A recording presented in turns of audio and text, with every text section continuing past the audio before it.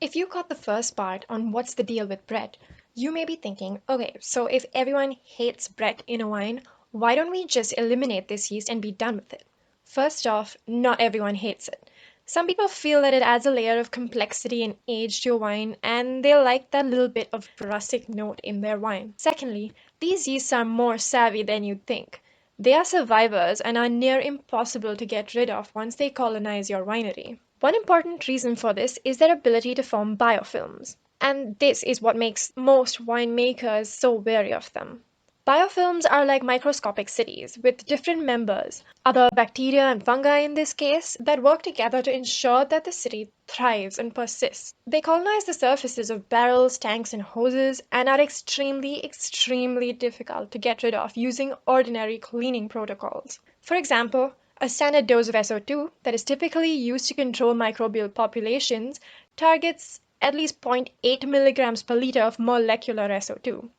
But some bread strains have shown resistance to this level of SO2 and are even thought to enter a viable but not culturable state, VBNC, meaning that they won't grow, but they will do some stuff. So yes, you still might get some of that dreaded 4EP. And once more favorable conditions return, like the molecular SO2 levels drop, they will start to grow once more.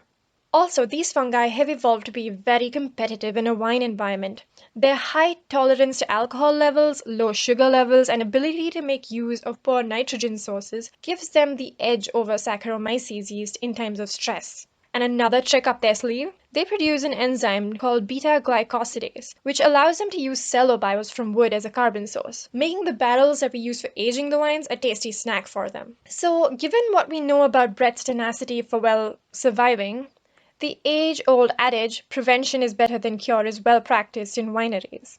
Here we can use two approaches. One is to encourage the growth of desirable Saccharomyces cerevisiae and lactic acid bacteria, and the other is to basically keep things clean. In general, using starter cultures like pitching in Saccharomyces cerevisiae is a good strategy, albeit one that is not available to natural winemakers. Also, reducing the time between the primary fermentation, that is where Saccharomyces converts sugar to alcohol, and the secondary fermentation, where lactic acid bacteria help convert malic acid to lactic acid, would shorten the window available for Brettanomyces to grow. Co-inoculation, or fermenting to dryness, that is in this case well below 0.3 grams per liter of residual sugar, are also options to prevent Brett. While good sanitation practices go without saying, if Brett is lurking in the winery, perhaps try caustic soda. One study has found that it is more effective on Brett biofilms than other cleaning agents, such as alkaline detergents, quartz, or quaternary ammonium compounds, which fared okay actually, or even chlorine, which we would definitely not want to use to avoid TCA, a whole other story of an unwanted smell in your wine. Finally, if you do have Brett in your winery and you are a vehement naysayer to it, then we have to discuss some options. If it's in your barrels, this is tricky because wood is porous, and this little guy has been found up to 8 millimeters deep in staves, not possible to reach with normal cleaning. Steaming the barrel for a certain amount of time, say above 85 degrees Celsius for about 15 minutes, might do the trick.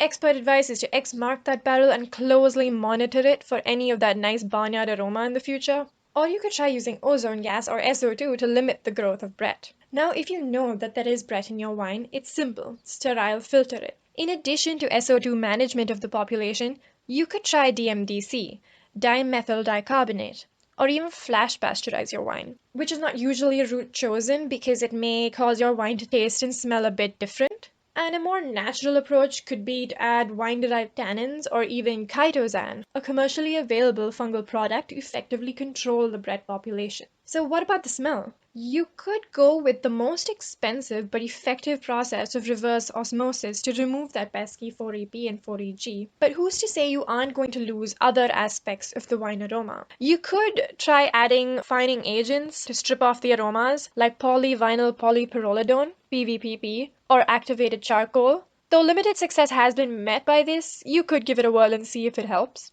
The final option is the easiest and the cheapest. Simply blend it into other wines so that you reduce the level of compounds like 4EP and 4EG just below detection.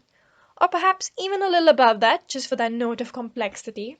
On that note, I must admit that while most turn their nose away from this little yeast, I personally don't mind a bit of Brett in my wine. Your experience with Brett is unique to you, And if you haven't tasted a Bretty wine yet, I'd say go for it.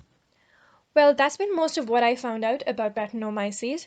Thanks for watching this video, and I hope it helps you. Also, please remember to like this video and subscribe to the Secret Wine Project.